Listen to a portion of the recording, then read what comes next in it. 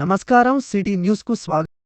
ఈ రోజు తెలంగాణ బహుళ జన బీడీ కార్మిక సంఘం బీఎల్టీయూ ఆధ్వర్యంలో ఈ రోజు నిజామాబాదు జిల్లా కేంద్రంలో బీడీ యాజమాన్యం సంఘం తెలంగాణ రాష్ట్ర అధ్యక్షులు తమ్ముడు శ్రీ ప్రకాష్ ఉపాధ్యాయ గారికి, రాష్ట్ర ప్రధాన కార్యదర్శి శ్రీ ధర్మేంద్ర గాంధీ గారికి డిమాండ్ నోటీసు ఇవ్వడం జరిగింది.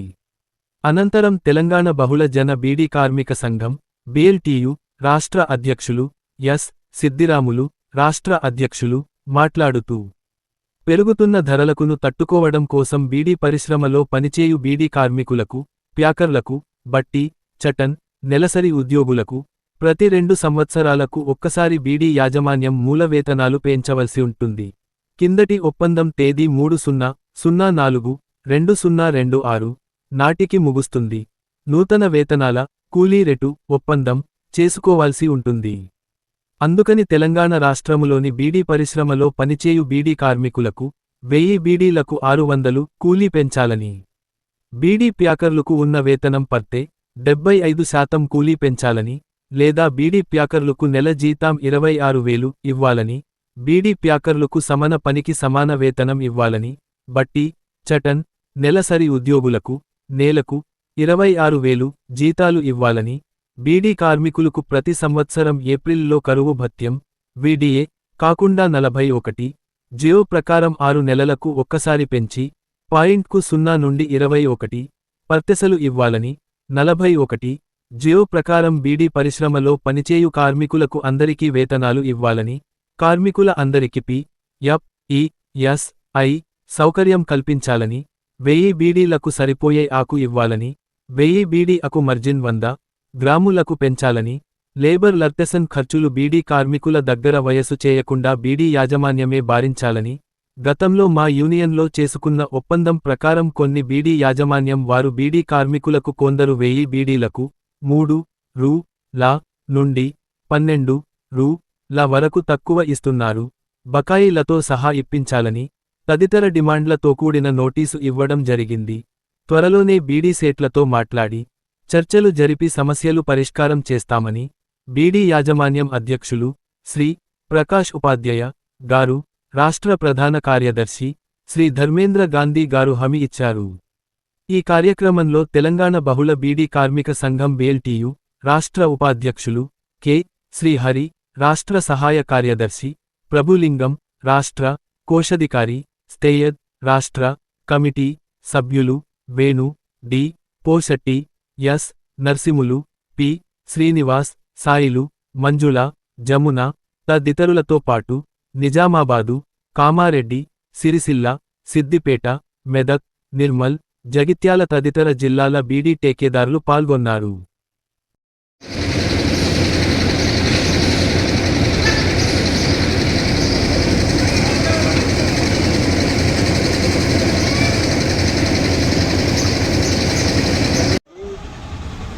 ప్రతి 2 సంవత్సరాలకు ఒకసారి చేసుకోవాల్సినటువంటి వేతన ఒప్పందము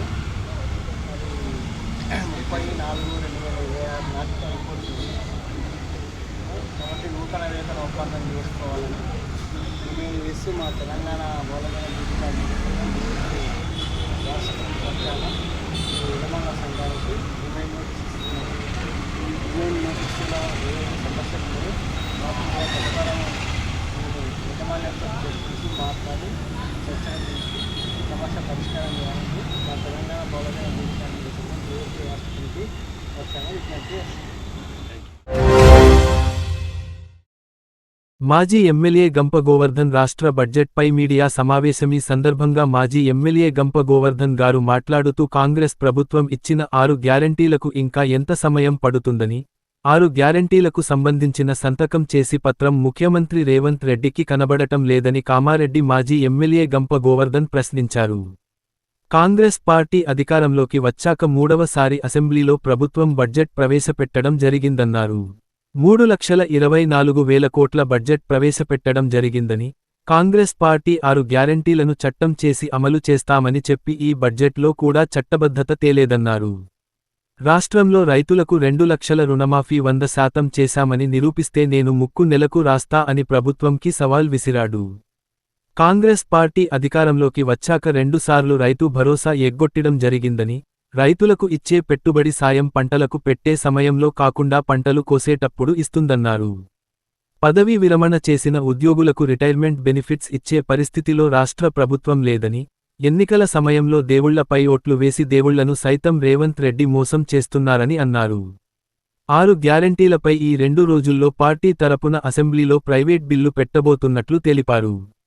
ఈ బడ్జెట్ పూర్తిగా పేదలకు అన్యాయం చేసే విధంగా ఉందన్నారు. 3,24,000 కోట్ల బడ్జెట్లో నువ్వు ఆ రోజు ఎన్నికల ముందు ఏం చెప్పినావు? రైతులకు 2 లక్షల రుణమాఫీ చేస్తా అని చెప్పిండు. ఈరోజు అడుగుతా ఉన్నా, ఈ కాంగ్రెస్ ముఖ్యమంత్రిని, కాంగ్రెస్ మంత్రులను, కాంగ్రెస్ ప్రభుత్వాన్ని, ఈ తెలంగాణ రాష్ట్రంలో 2 లక్షల రుణమాఫీ 100కు 100% మేము చేసినామని మీరు ఏ గ్రామమైనా తీసుకోండి, అమలు చేసినట్టయితే ముక్కునాలకు రాయడానికి మేము సిద్ధంగా ఉన్నాం. మీరు సిద్ధమా? చేయకపోతే రండి.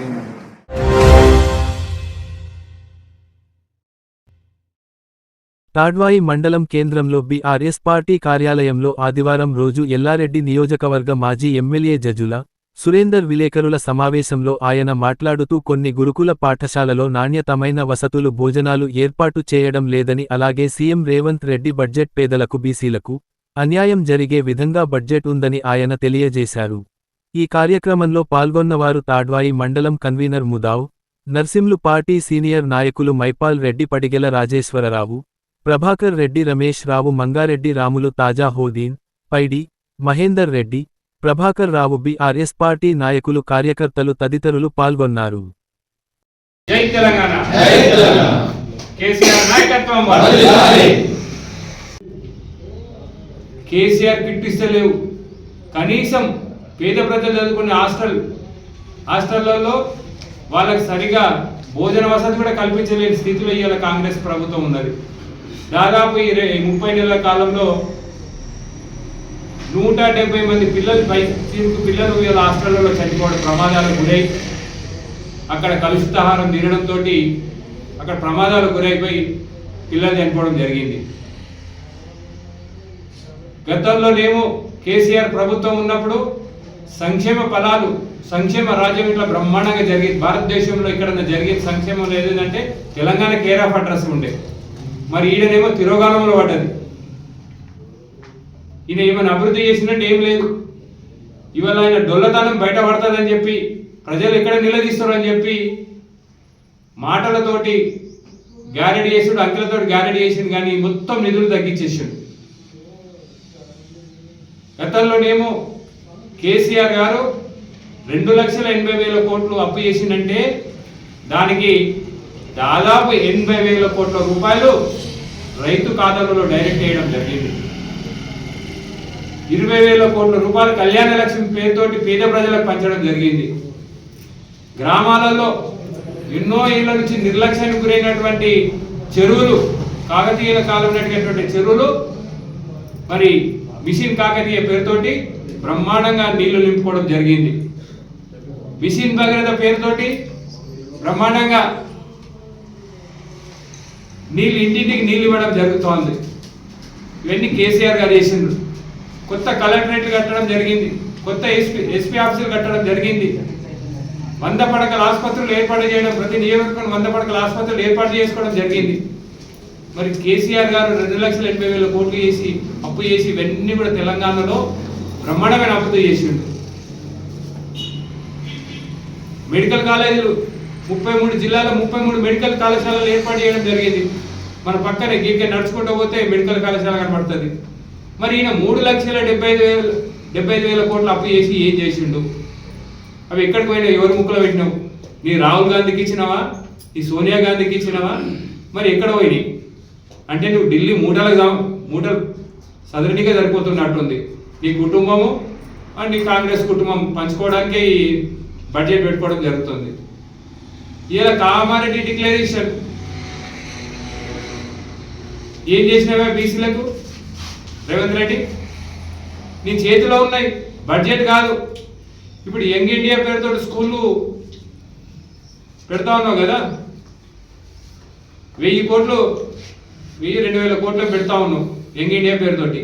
మరి దాంట్లో కూడా బీసీలకు రిజర్వ్ ఇవ్వచ్చు కదా, కాంట్రాక్ట్లు ఇవ్వచ్చు కదా, నీ చేతిలో 20% ఇవ్వచ్చు కదా. ఏం దోపిడికి డోర్ లోపే దర్వాజాలు పుల్లా చేసినావు, ఎక్సెస్ అన్ని ఏ టెండర్ వేసినా ఎక్సెస్. ఇవాళ నీకు నీ కుటుంబ సభ్యులు కావచ్చు, నీ అనునాయులు కావచ్చు, నీ అనుచారులు కావచ్చు, ఈ టెండర్లలో పాల్గొనాలా, దోపిడీ చేసుకోవాలి తెలంగాణ సొమ్ము. కామారెడ్డి పట్టణంలోని ఆదివారం రోజున బతుకమ్మ కుంట కాలనీలో అనారోగ్యంతో మరణించిన గోమాతకు హిందూ వాహిని ఆధ్వర్యంలో ఘనంగా అంతిమ సంస్కారాలు నిర్వహించడం జరిగింది. కాలనీ వాసుల సమాచారం మేరకు తక్షణమే స్పందించి గోమాత పట్ల భక్తి శ్రద్ధలతో అంత్యక్రియలు నిర్వహించిన గోప్రేమికుడు పత్తిపాక తరుణ్ గారు, హిందూ వాహిని పట్టణ అధ్యక్షుడు మదన్ గారు మరియు కార్యకర్తలు కార్తీక్, వంశీ, ఏకేష్, నాగా, మాసుల నవీన్, దినేష్ తదితరులకు హిందూ వాహిని కార్యకర్తలు పాల్గొన్నారు. ఈ కార్యక్రమంలో వెన్నంటి ఉండి సహకరించిన రామూజీ, నాగరాజు అన్నగారికి మరియు కాలనీ వాసులకి ప్రత్యేక కృతజ్ఞతలు.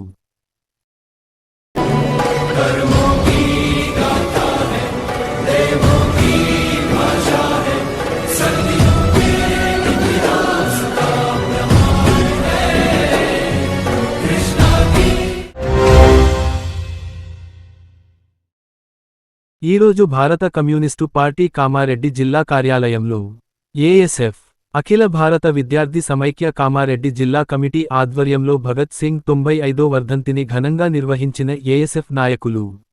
ఈ సందర్భంగా కామారెడ్డి జిల్లా కన్వీనర్ పి శివప్రసాద్, జిల్లా కో కన్వీనర్ ఎల్ సంపత్ మాట్లాడుతూ భగత్ సింగ్ దేశ స్వతంత్ర పోరాటంలో భగత్ సింగ్, రాజు గురు సుఖదేవ్ లాంటివారు ప్రాణాలు సైతం లెక్కచేయకుండా ఇంగ్లీష్ ప్రభుత్వాన్ని గడగడానించారని వారన్నారు. వారి ఆశయాలను ముందుకు తీసుకెళ్లాలని, అదేవిధంగా భగత్ సింగ్ కలలు కన్నా రాజ్యం కోసం యువత పైన మనపై ఉన్నదని వారన్నారు. అదేవిధంగా భగత్ సింగ్ యొక్క చరిత్రను పాఠ్యపుస్తకంలో చేర్చాలని, అదేవిధంగా కేంద్ర రాష్ట్ర ప్రభుత్వాలు భగత్ సింగ్ చరిత్రను పాఠ్యాంశాల్లో చేర్చాలని డిమాండ్ చేశారు. అదేవిధంగా ఆయన జయంతి వర్ధంతులను ప్రభుత్వం అధికారికంగా నిర్వహించాలని వారన్నారు. నిర్వహించకుండా భగత్ సింగ్ లాంటి మహానుభావులు తయారవుతారని కేంద్ర రాష్ట్ర ప్రభుత్వాలు నిర్వహిస్తలేవని వారు డిమాండ్ చేశారు. ఇప్పటికైనా ప్రభుత్వం అధికారికంగా నిర్వహించాలని వారన్నారు. ఈ సందర్భంగా ఏఎస్ఎఫ్ మాజీ జిల్లా అధ్యక్షులు ఎల్ దశరథ్ మాట్లాడుతూ భగత్ సింగ్ లాంటి మహనీయులు పలానా బ్రిటిష్ ప్రభుత్వం నుండి స్వతంత్రం తీసుకొచ్చారని, ఉరిని సైతం ముద్దాడిన వీరులు భగత్, రాజు గురు సుఖదేవ్ లాంటి వీరులను ఆనాటి బ్రిటిష్ ప్రభుత్వం అనారికంగా ఒప్పందం చేసుకొని ఉరిశిక్ష విధించడం జరిగిందని ఆయన అన్నారు. ఇప్పుడు తెల్లదొరలు పోయి నల్ల దొరల పాలన కొనసాగుతుందని ఆయన అన్నారు. భగత్ సింగ్, రాజు గురు సుఖదేవులు దేశాన్ని దోపిడి నుండి విముక్తి పరిచిన రోజు నిజమైన స్వతంత్రం అని వారన్నారని, కానీ ఇప్పుడు ఒక మనిషిని మరొక మనిషి దోపిడీ చేస్తున్నారని, శ్రమ దోపిడీ, కార్మిక దోపిడీ, ఇతర దోపిడీ, అనేక రకాల దోపిడీలు చేస్తున్నారని వారన్నారు. ఇప్పటికైనా భగత్ సింగ్ చరిత్రను చదువుకునే పుస్తకాలలో పెట్టాలని వారి డిమాండ్ చేశారు. అనంతరం ఆయనకు పూలదండలతో వివరాలు అర్పించడం జరిగింది.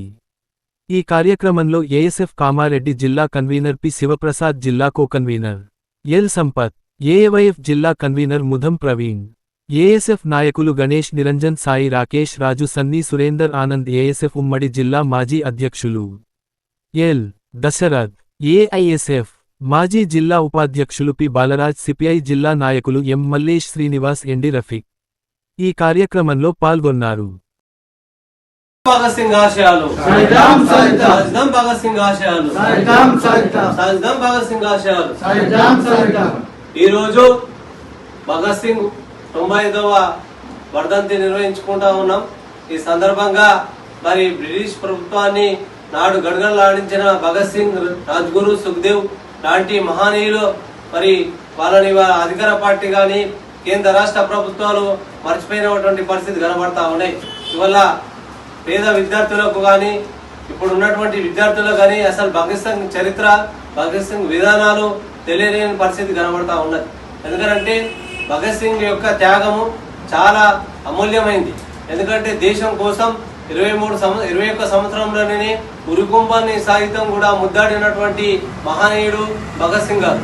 కానీ భగత్ సింగ్, రాజ్గురు సుఖదేవులు మరి ఉరితీస్తున్నప్పుడు మీకు క్షమాభిక్ష కావాలంటే నాటి బ్రిటిష్ ప్రభుత్వాన్ని మాకు క్షమాభిక్ష కాదు, మీరు దేశాన్ని విడిచి వెళ్ళినప్పుడైతే నిజంగా స్వతంత్రం అని మరి ఆనాడు మరి వాళ్ళు అన్నటువంటి డిమాండ్. ఇప్పుడున్నటువంటి మరి తెల్ల దొరల పాలన అయిన తర్వాత ఈ నల్ల దొరలు మరి అనేక రకాలుగా ఈ ప్రజలకు హింసిస్తున్నటువంటి పరిస్థితి కనబడుతూ ఉన్నది. ఇవాళ భగత్ సింగ్ మరి అనేక సంవత్సరాలు మరి ఉద్యమాల్లో ఉండి అనేక సందర్భాల్లో మరి ఉరి తీయబడి ప్రజలకు స్వతంత్రం ఇస్తామని అంటే నాటి బ్రిటిష్ ప్రభుత్వానికి ఎవరు అడిగినా పదవులు అడుగుతారు, డబ్బులు అడుగుతారు. కానీ భగత్ సింగ్ ఏమడిగిండు, నా ప్రాణం పోయినా సరే నా దేశ ప్రజలకు విముక్తి కావాలా, నా దేశ ప్రజలంతా కూడా నా యువకులంతా కూడా చదువుకోవాలా, వాళ్ళ కామన్ విద్యా విధానం ఉండాలా, వాళ్ళకు అందరూ కూడా ఒకే బెంచ్ మీద చదువుకోవాలా, ఆ విధానాన్ని కోరుకున్నటువంటి భగత్ సింగ్ ఈ రోజు చూస్తుంటే మరి ఇవాళ అన్ని ప్రైవేటీకరణ, కాషాయీకరణ అన్ని రంగాలు కూడా మరి ఇవాళ ప్రైవేటీకరణలోకి పోయినటువంటి పరిస్థితి కనబడతా ఉంది. పేదవుడు పేదవునిగా మారిపోయిండు, ఉన్నవాళ్ళు ఉన్నగా మారిపోయిన పరిస్థితి ఉంది. ఆయన కోరుకున్నది ఏంటంటే సమానత్వం కావాలని కోరుకున్నటువంటి భగత్ సింగ్ ను మరి ఇవాళ పాలకులు మర్చిపోయి ఇవాళ అధికారికంగా భగత్ సింగ్ మరి వర్ధంతిని నిర్వహించాలా, జయంతిని నిర్వహించాలా.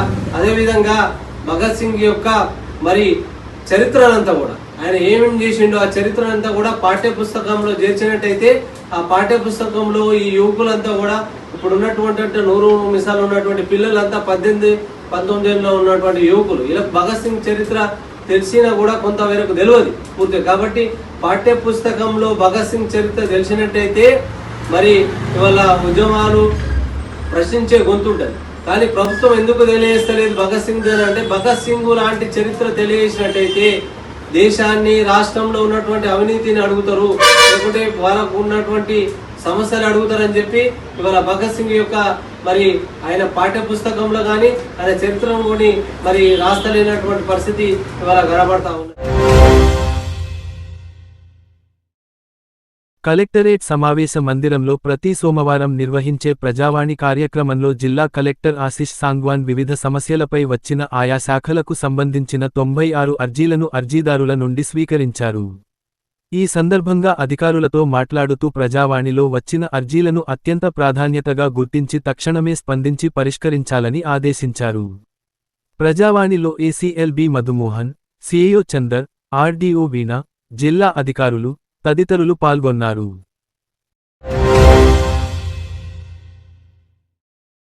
అటవీ శాఖ ఆధ్వర్యంలో ప్రపంచ అటవీ దినోత్సవం, పిచ్చుకల దినోత్సవం పురస్కరించుకుని జిల్లా కేంద్రంలోని డిగ్రీ కళాశాలలో ప్రత్యేక కార్యక్రమాలు ఘనంగా నిర్వహించారు. ఈ కార్యక్రమానికి ముఖ్య అతిథులుగా జిల్లా కలెక్టర్ ఆశిష్ సాంగ్వాన్, జిల్లా ఎస్పీ రాజేష్ చంద్ర పాల్గొని కళాశాల ఆవరణలో మొక్కలు నాటారు. ముందుగా కార్యక్రమంలో భాగంగా అటవీ శాఖ కార్యాలయం నుండి డిగ్రీ కళాశాల వరకు అవగాహన ర్యాలీ నిర్వహించబడింది. అధికారులు, విద్యార్థులు, ప్రజలు పెద్ద సంఖ్యలో పాల్గొని పర్యావరణ పరిరక్షణపై నినాదాలు చేశారు. ఈ సందర్భంగా సమావేశంలో జిల్లా కలెక్టర్ ఆశిష్ సాంగ్వాన్ మాట్లాడుతూ, మొక్కలు నాటడం ద్వారా పచ్చదనం పెంపొందించవచ్చని కళాశాలలో ఉన్న ప్రతి విద్యార్థి ఒక మొక్క నాటి పర్యావరణాన్ని కాపాడాలన్నారు. ప్రతి పుట్టినరోజున ఒక మొక్క నాటడం అలవాటు చేసుకోవాలి అని సూచించారు. అటవీ సంరక్షణే దేశ సంరక్షణ అనే నినాదంతో ప్రజల్లో అవగాహన పెంపొందించాలని ఆయన పిలుపునిచ్చారు. పిచ్చుకల సంరక్షణపై కూడా దృష్టి సారించాలని, ఇంటి వద్ద నీటి గిన్నెలు ఉంచడం, చిన్న గూళ్లు ఏర్పాటు చేయడం వంటి చర్యలు చేపట్టాలని సూచించారు. జిల్లా ఎస్పీ రాజేష్ చంద్ర మాట్లాడుతూ, ప్రాణవాయువు లేకుండా మానవ జీవనం సాధ్యం కాదు. అడవులు, చెట్లు మన జీవనాధారాలు. ప్రకృతిని నిర్లక్ష్యం చేస్తే భవిష్యత్ తరాలు తీవ్రమైన సమస్యలను ఎదుర్కోవాల్సి వస్తుంది అని తెలిపారు. ప్రతి ఒక్కరూ కనీసం ఒక మొక్క నాటి దాన్ని సంరక్షించాలని, విద్యార్థులు పర్యావరణ పరిరక్షణలో ముందుండాలని పిలుపునిచ్చారు. అటవీ శాఖ అధికారిని Nikhita, ASP B. Chaitanya Reddy, principal తదితర అధికారులు పర్యావరణ పరిరక్షణకు తమ మద్దతు తెలిపారు. పోలీస్, అటవీ శాఖ అధికారులు, కళాశాల సిబ్బంది, విద్యార్థులు పెద్ద సంఖ్యలో పాల్గొని కార్యక్రమాన్ని విజయవంతం చేశారు. సమావేశంలో సారథి కళాకారులు తమ గీతాలతో చెట్టు చెట్టమ్మను నేను, చెట్టును నేనురా, మనిషి మనుగడకు జీవం పోసే అమ్మ వంటి నినాదాలతో కార్యక్రమానికి ప్రత్యేక ఆకర్షణగా నిలిచారు. అటవీ సంరక్షణ, పరిరక్షణ పోస్టర్ను ఆవిష్కరించారు. సోమవారం ఏర్పాటు చేసిన విలేకరుల సమావేశంలో మాజీ జెడ్పీటీసీ సభ్యుడు తీగల తిరుమల గౌడ్, పార్టీ మండల అధ్యక్షుడు అనంతరెడ్డి, పట్టణ అధ్యక్షుడు సీతారాం మధు, డైరెక్టర్ గోపాల్ రెడ్డిలు మాట్లాడుతూ ఎన్నికల హామీల ప్రకారంగా రైతుబంధును రైతు ఖాతాలో వేసినట్లు చెప్పారు. ప్రతి ఒక్క రైతుకు దశలవారీగా 5 ఖాతాలో జమ చేస్తామని వివరించారు. గత ప్రభుత్వం చేసిన అప్పుల వల్ల రాష్ట్ర ప్రభుత్వం సకాలంలో హామీలను అమలు చేయలేకపోతుందని ఆవేదన వ్యక్తం చేశారు. అయినప్పటికీ రైతుల సంక్షేమాన్ని దృష్టిలో పెట్టుకొని 9,000 కోట్ల రూపాయలను రైతు భరోసా పథకం కింద విడుదల చేయడం జరిగిందని గుర్తు చేశారు. రైతులకు ఎలాంటి ఇబ్బందులు లేకుండా ప్రభుత్వం తగు చర్యలు తీసుకుంటుందని చెప్పారు. అన్ని వర్గాల సంక్షేమం కోసం ఎన్నో పథకాలను అమలు చేయడం జరుగుతుందన్నారు. ఇల్లు లేని నిరుపేదలకు ఇందిరమ్మ ఇళ్లను రాష్ట్ర ప్రభుత్వ సలహాదారుడు షబ్బీర్ అలీ మంజూరు చేయిస్తున్నాడని చెప్పారు. గత ప్రభుత్వం డబుల్ బెడ్రూమ్ ఇండ్ల పేరుతో పేద ప్రజలను మోసం చేసిందని ఆరోపించారు. ప్రతి పేద కుటుంబానికి కాంగ్రెస్ పార్టీ ప్రభుత్వం అండగా నిలుస్తుందని వివరించారు. ఈ రోజు కామారెడ్డి మార్కెట్లో పసిడి ధరలు 10 గ్రాముల బంగారం 1,46,000 వెండి 2,300 రూపాయలు. ఇంతటితో ఈనాటి వార్తలు సమాప్తం. తిరిగి మళ్ళీ మరుసటి వార్తల్లో కలుసుకుందాం.